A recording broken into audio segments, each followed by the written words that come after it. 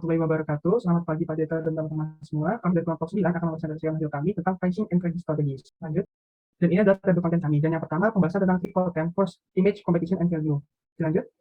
Yang pertama, kita membahas tentang price convert image, di mana dalam penentuan harga ini dapat mengomunikasi informasi tentang suatu image suatu perusahaan. Penetapan harga ini akan memberikan sinyal tentang bagaimana sih pelanggan tentang perusahaan tersebut, mereknya, posisinya di pasar, kualitas produk, dan layanannya, serta citra yang diciptakan oleh perusahaan tersebut. Nah, karena kebanyakan orang itu berpendapat kalau harganya tinggi, otomatis kualitasnya itu juga bakal tinggi ataupun bagus, sehingga perusahaan itu harus menetapkan harga yang tepat agar para pembeli itu mau membayar produknya tersebut. Lanjut.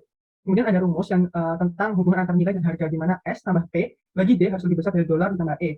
S itu sendiri adalah standar perusahaan, kemudian P-nya adalah kualitas dari produknya, D itu adalah keraguan pelanggan terhadap produk, dolar itu adalah harga yang dibayarkan, kemudian yang E itu adalah harapan pelanggan terhadap produk. Sehingga dapat disimpulkan bahwa nilai yang diperoleh dari pelanggan terkait dengan pembelian produk atau setelah dikurangi dengan keraguannya harus melebihi dari harga yang mereka bayar dan harapan mereka terhadap produk suatu perusahaan tersebut. Next. Kemudian ada competition and price, di mana kompetisi harga ini dalam menentukan harga kita harus memperhitungkan harga bersaing, tetapi kita tidak perlu tidak otomatis menyamai ataupun mengalahkan harga mereka, tetapi kita juga harus berpikir bahwa harga tersebut tidak hanya sekedar menutupi pengeluaran atau menghasilkan keuntungan, tetapi juga memberikan citra dan nilai ekstra terhadap perusahaan kita. Next. Kemudian ada fokus on value, di mana ada fokus pada nilai. Akhirnya dalam menentukan harga yang paling tepat kita harus berfaktor pada nilai yang diberikan suatu nilai yang diberikan kepada pelanggan, di mana nilai tersebut itu dapat dilakukan dengan cara memberikan diskon atau menawarkan kupon dan potongan harga tidak terkait erat dengan produk seperti pemotongan harga langsung, atau dengan menggunakan merek petarung atau meluncurkan launch of factor brand, di mana ini adalah produk baru yang lebih murah untuk dapat menarget konsumen dan dapat bersaing dengan produk-produk yang lainnya dan tetap menjaga citra produk premium perusahaan. Bisa di next. Kemudian untuk menetapkan sebagai pembeli untuk menetapkan 3 titik acuan harga wajar itu berdasarkan pada the price to have it for the product or service in the past. Yang kedua adalah the price competitor charge for the same or similar product or service. Dan yang ketiga adalah the cost of company incurs to provide the product or service.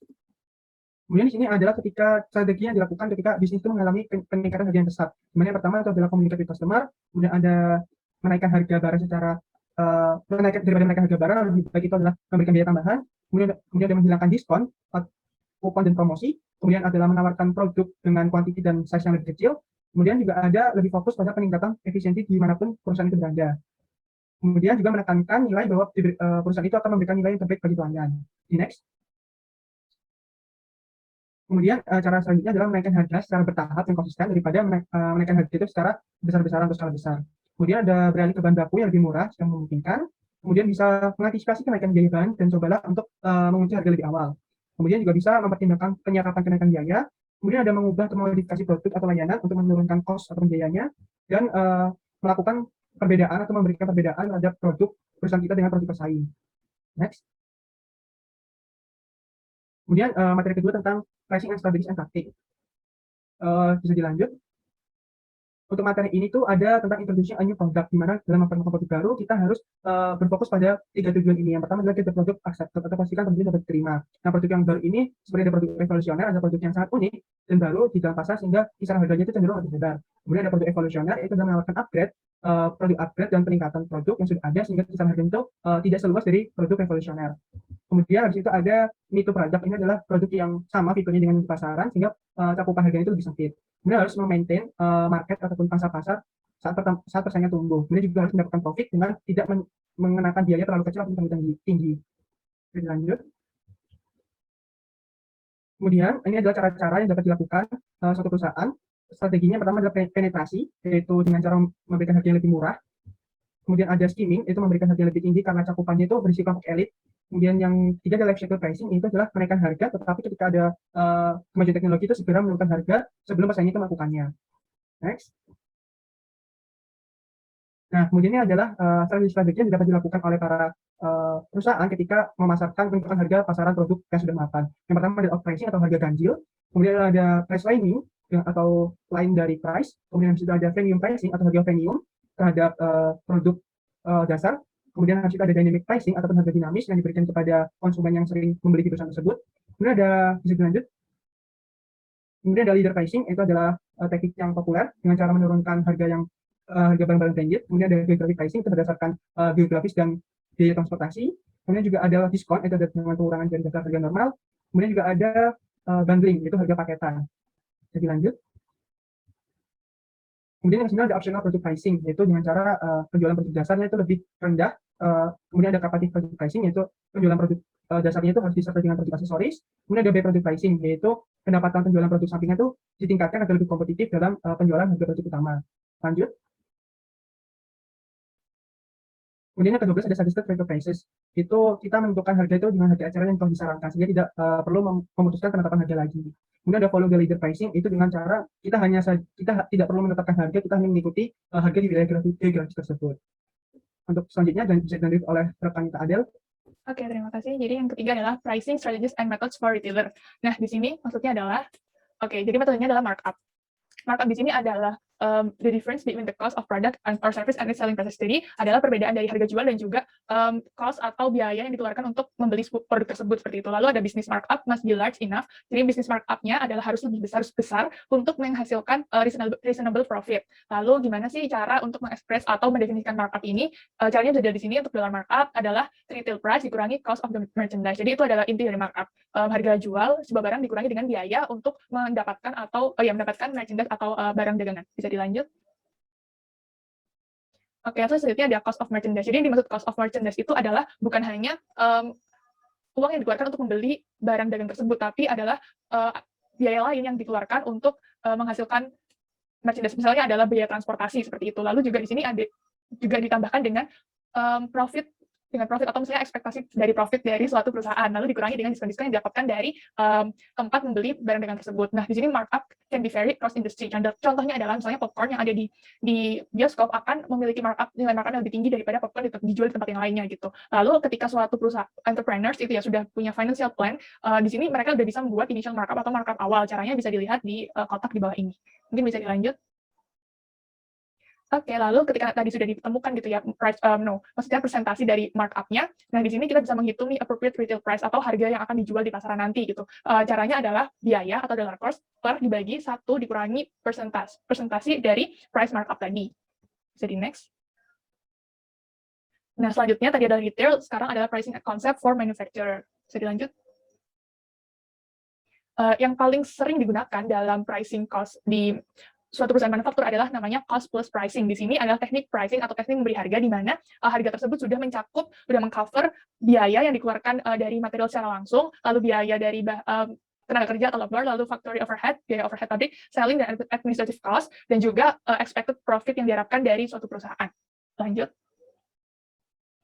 Nah, caranya adalah bagaimana bisa menggambarkan tadi itu ada absorption costing dan juga variable atau direct costing. Kalau absorption costing itu artinya adalah menyerap semua biaya yang dikeluarkan dari awal akan diproduksinya suatu barang hingga barang tersebut jadi seperti itu. Itu semua masuk gitu, baik variable cost ataupun fixed cost, tapi di situ langsung tercampur untuk semua jenis barang, tidak ada pembedaan. Namun kalau misalnya di variable atau direct costing di sini adalah ada pembedaan antara variable cost dan juga fixed cost, karena yang kita tahu kan variable cost itu berbeda-beda tiap barangnya. Nah, jadi variable cost-nya dihitung per barang yang nggak langsung dijadikan satu seperti di absorption costing tadi. Nah, dari adanya variable atau direct costing tadi muncullah namanya contribution margin, di mana itu adalah hasil dari pengurangan harga jual dikurangi dengan variable cost yang dihasilkan di perusahaan tersebut. Nah, nantinya contribution margin ini harus bisa mengcover seluruh fixed expense atau pengeluaran tetap dan juga ekspektasi profit yang diharapkan suatu perusahaan sehingga nantinya bisa menghasilkan laba. Bisa dilanjut.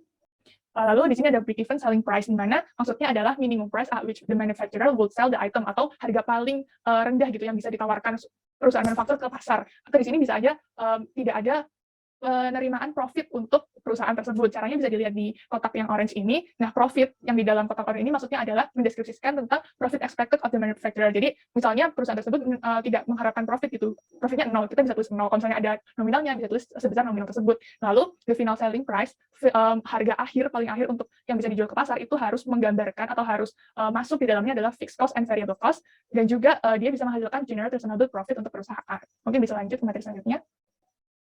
Oke, materi selanjutnya adalah pricing strategy and method for service firm. Oke, seperti yang kita ketahui bersama, dalam menghitung harga atau menentukan harga, segala biaya yang kita keluarkan untuk memproses atau memproduksi sesuatu itu harus diperhitungkan. Terus juga dalam usaha dengan jenis jasa, mereka biasanya berorientasi dengan jam kerja.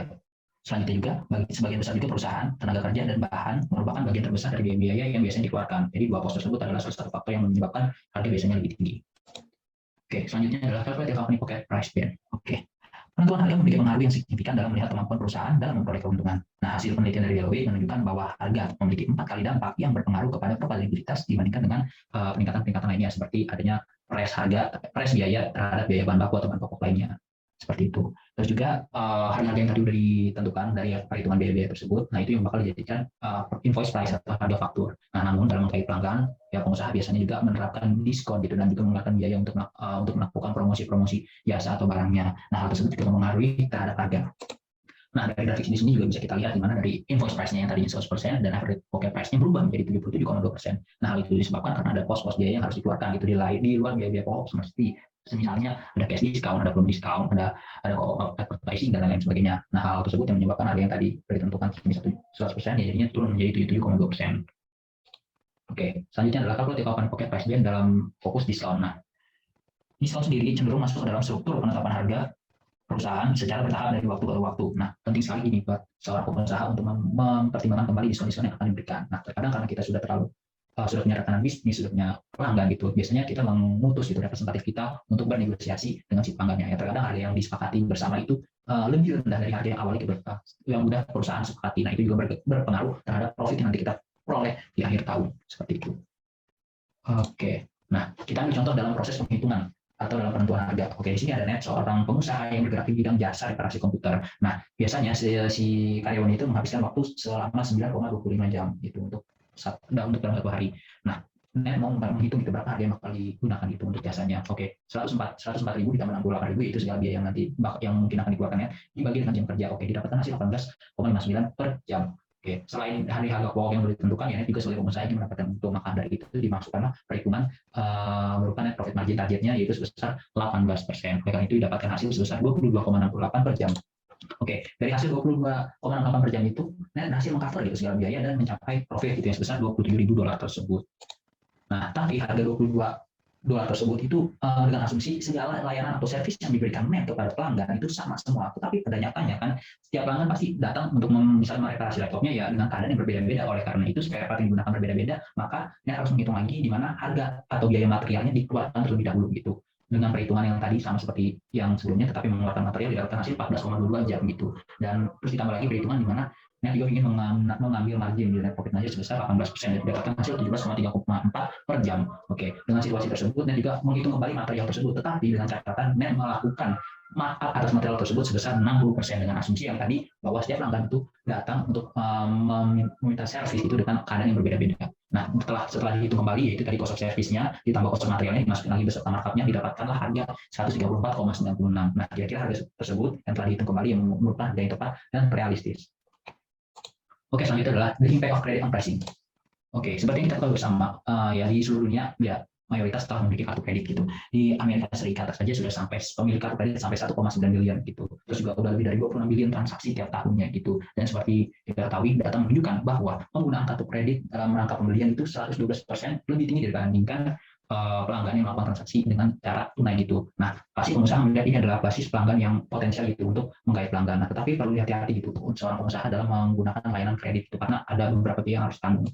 Nah, seperti hal tersebut di mana ada transaksi sebesar $100 dari proses akhirnya sampai prosesnya itu selesai. Nah, tetapi si pengusaha tersebut tidak menerima uang $100 itu secara utuh, tapi ada pengurangan sehingga uang yang diterima hanya 97,67. Nah, hal itu disebabkan karena ada biaya-biaya yang dibebankan pada pengusaha oleh layanan penyedia jasa kredit dan bank gitu yang bekerja sama gitu. Jadi pengusaha apabila ingin menggunakan jasa kredit harus mempertimbangkan pos-pos biaya tersebut.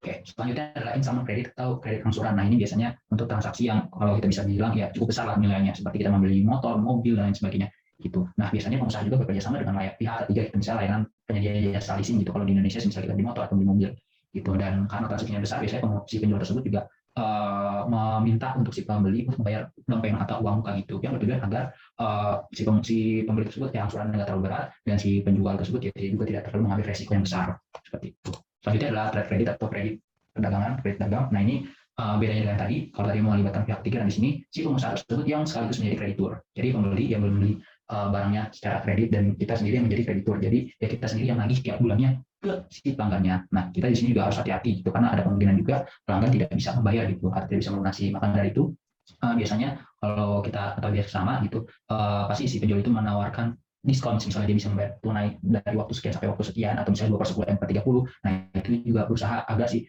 pembeli tersebut membayar dengan lebih cepat gitu untuk mendapatkan diskon tersebut. Sekian presentasi dari kelompok kami, kurang lebihnya mohon maaf. Terima kasih.